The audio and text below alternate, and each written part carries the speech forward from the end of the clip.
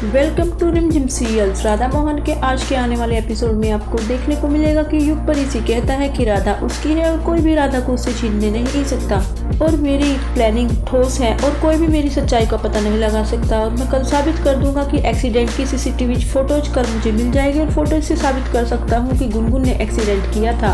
और फिर आगे कहता है कि मुझे दुख है कि परी दादी आपने मुझे छोड़ दिया है, लेकिन मैं अपनी प्लानिंग सफल करके रहूंगा। फिर वो उसके माथे को चूमता फिर वहाँ से चला जाता है।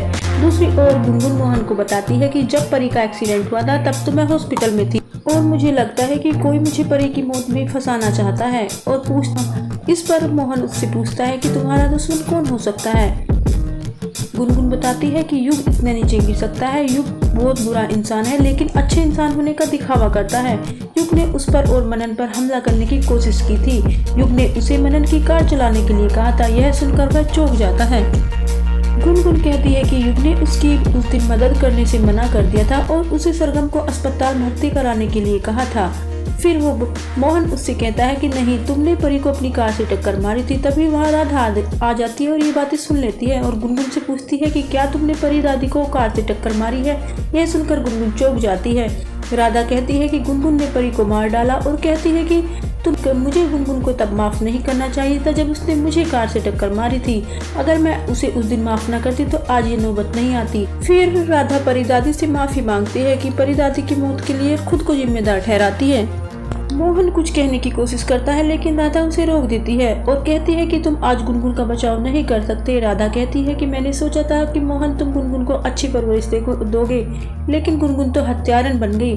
और मोहन से कहती है कि तुमने गुनगुन को अपनी कार चलाने की अनुमति नहीं देनी चाहिए थी और गुनगुन से कहती है कि तुम्हें बाद में अपने कर्मों की सजा भुगतनी होगी। राधा कहती है कि गुनगुन ने पाप किया है, वह उसे छिपा नहीं सकती। मैं ये सच युग को बताने का फैसला करती है। युग को बताने के लिए जाती है। उधर युग और पूनम राधा को खोज रहे होते हैं। राधा उन्हें नोटिस करती है और युग को बुलाने की कोशिश करती है लेकिन मोहन राधा का मुंह बंद कर देता है। गुनगुन राधा को शांत रहने के लिए कहती है और कहती है कि उसने परी को नहीं मारा। वो उन्हें सरगम का एडमिशन फॉर्म दिखाती है और कहती है कि परी की मौत का समय रात 11 बजे है और मैं 11 बजे फॉर्म भर रही थी। उधर केतकी अजीत से कहता है कि मुझे तो यकीन नहीं हो रहा कि परी दादी अब नहीं रही। केतकी कहती है कि मैं मोहन और गुनगुन को फोन कर रही हूँ लेकिन वो फोन नहीं उठा रहे हैं। फिर अगले दिन मोहन, राधा और गुनगुन एक्सीडेंट की जगह पर जाते हैं। मोहन को जला हुआ नारियल मिलता है और कहता है ऐसा लगता है किसी ने जानबूझकर धुआं बनाया है।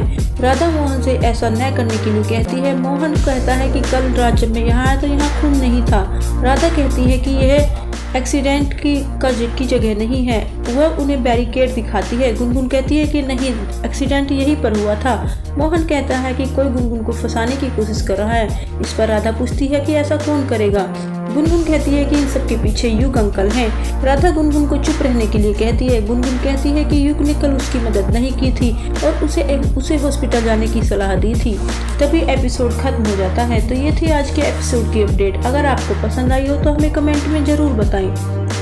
वीडियो को लाइक करें, शेयर करें। चैनल पर नए हैं तो सब्सक्राइब कर लें और बेल आइकन को दबाना ना भूलें।